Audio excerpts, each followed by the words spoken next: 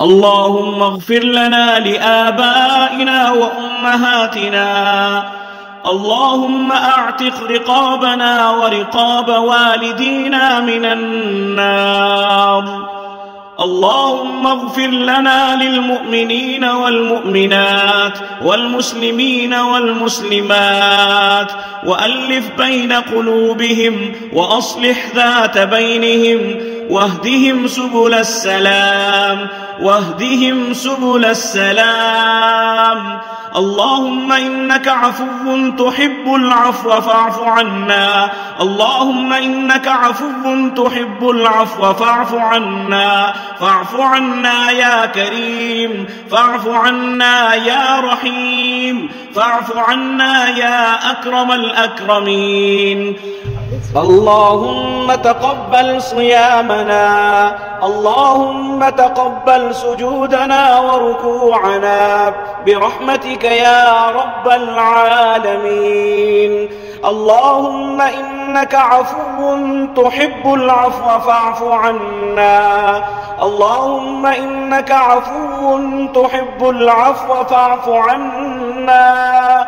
اللهم إنك عفو تحب العفو فاعف عنا. فاعف عنا يا كريم، فاعف عنا يا رحيم، فاعف عنا يا أكرم الأكرمين.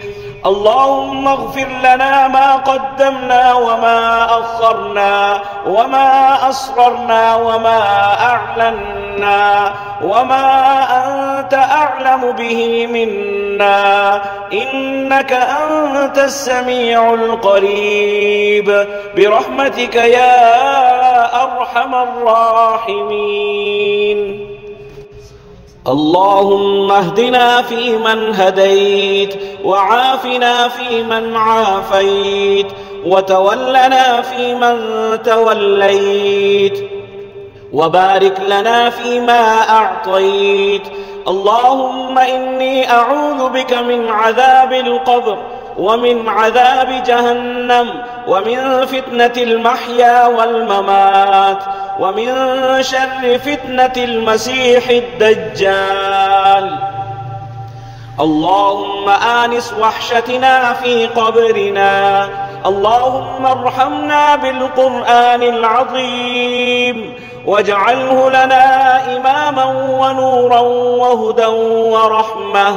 اللهم ذكرنا منه ما نسينا وعلمنا منه ما جهلنا وارزقنا تلاوته آناء الليل وآناء النهار واجعله لنا حجة يا رب العالمين.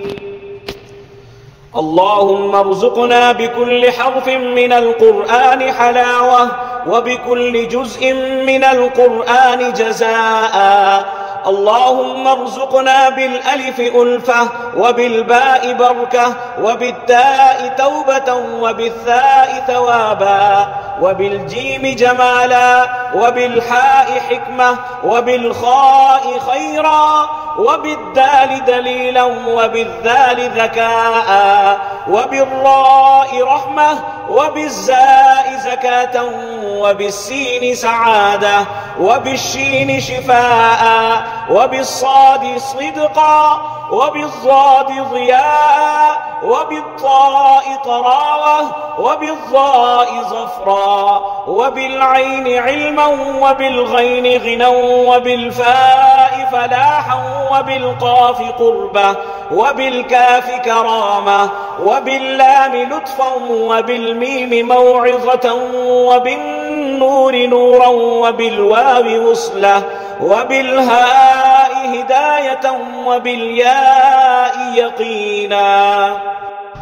اللهم انفعنا بالقرآن العظيم وارفعنا بالآيات والذكر الحكيم وتقبل منا قراءتنا وتجاوز عنا وتجاوز عنا ما كان في تلاوة القرآن من خطأ أو نسيان أو تحريف كلمة عن مواضعها أو تقديم أو تأخير أو زيادة أو نقصان أو تأويل على غير ما أنزلته عليه أو ريب أو شك أو سهو أو سوء إلحان أو تعجيل عند تلاوة القرآن أو كسل أو سرعة أو زيغ لسان